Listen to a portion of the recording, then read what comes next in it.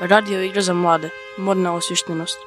Tekst je adaptirala učenica 7. razreda Antonija Vida prema bajci Carevo novo ruho Hansa Christiana Andersena.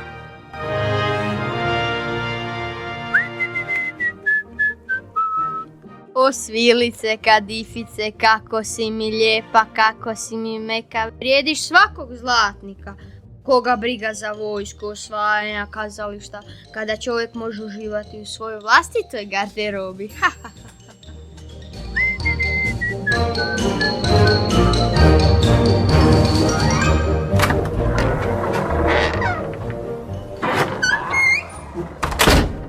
Kancelaru, dragi, dolaziš tamo na vrijeme. Što kažeš na ovo bijelo odijelo? Koja tkanina? Kakav kroj? Vidim, divno je. Imate sastanak sa rizničarima za pola sata. Morate ih odmah krenuti. Joj, stalne rasprave o novcu. Ne mogu danas. Recite im da sam se naglo razbolio. Apšu!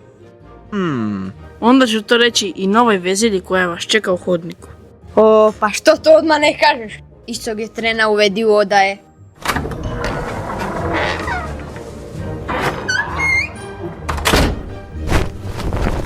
Presvjetli caru, vaše visočanstvo, nadaleko ste poznati po besprijekornom ukusu. Zato vam vaša pokorna podanica dolazi sa posebnom tkaninom. Usudila bi se reći čak i najljepšom na svijetu. No, to nije sve. Tkanina ima jednu dosad neviđenu moć. Moć, kažete? Kakvu moć? Pa znate, care, odjeća sašivena od te tkanine nevidljiva je. Ali ne za sve, nego samo za one koji su nesposobni za svoj posao ili, pa kako da to kažem, neoprostivo glupi. Ajme, kakva odjeća. Dok ju budem nosio, znači tko u mojoj carevini nije sposoban za svoju službu. Moram je što prije dobiti. Dogovoreno. Daću vam novce iz osobne riznice i zapovjedam vam da što prije počnete s tkanjem. Ali vaše veličanstvo, zar ne bi bilo mudrije? Stani, kancelaru, vjerno me služiš godinama i zato ti ovo neću uzeti za zlo. Ali u modu se ne razumiješ. Veziljo, pođite s kancelarom po zlatnike i zapovjedam vam da se basite na tkanje. Pa svakako, vaše visočanstvo. Koji naivac. Vaša mudrost zbilja nema granica.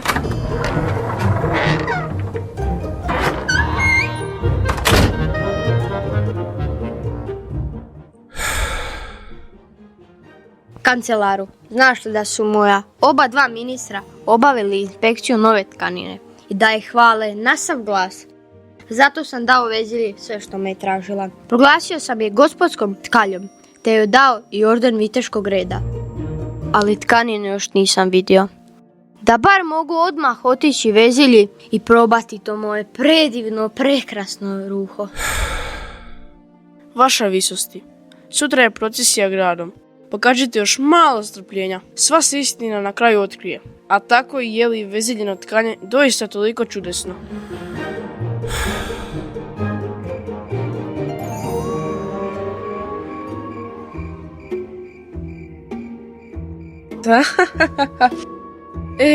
Tako. Posljednje pripreme su tu. Još samo da upalim 16 svijeća, tako da mogu cijelu noć budno sjediti uz tkalački razboj. A kad ujutro car dođe po svoje ruho, pravit ću se da još radim. Da ređem škarama po zraku ili šivam iglom bez konca. Završni čin moje predstave je spreman. Samo se čeka naš modno osvješteni car. A dok on bude na procesiji, ja ću bogata pobjeći iz grada.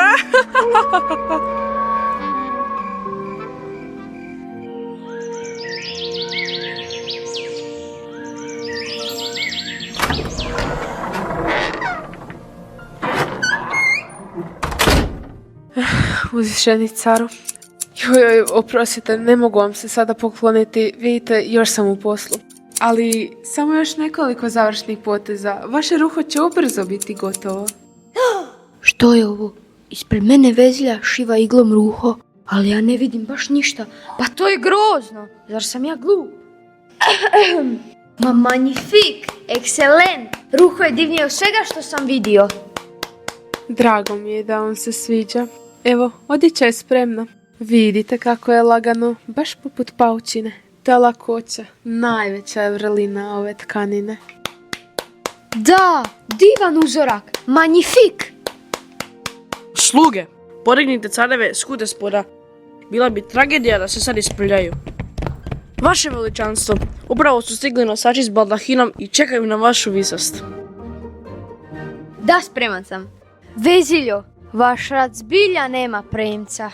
Sigurna sam da će im mnoštvo biti oduševljeno.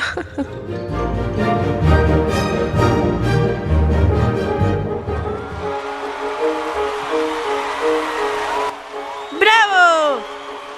Divota! Veličanstveno! Kako mu dobro stoji! Bravo!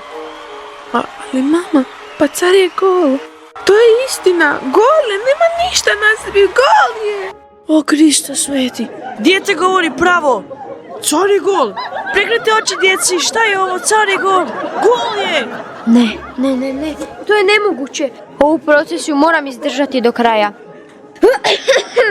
Dvorjani, držite skute, dovoljno visoko da se ne isprljaju. A sad, naprijed. Car je gol! Car je zbilja gol!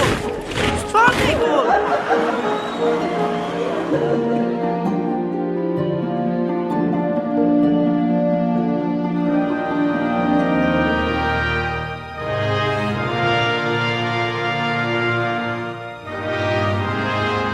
Tekst radio igre za mlade, modna osviještenost, inspiriran bajkom Carevo novo ruho Hansa Christiana Andersena, prilagodila je učenica Antonija Vida pod mentorstvom učiteljice Mirjane Fora u okviru radijske skupine iz družba osnovne škole Ivan Goran Kovačić Zdenci.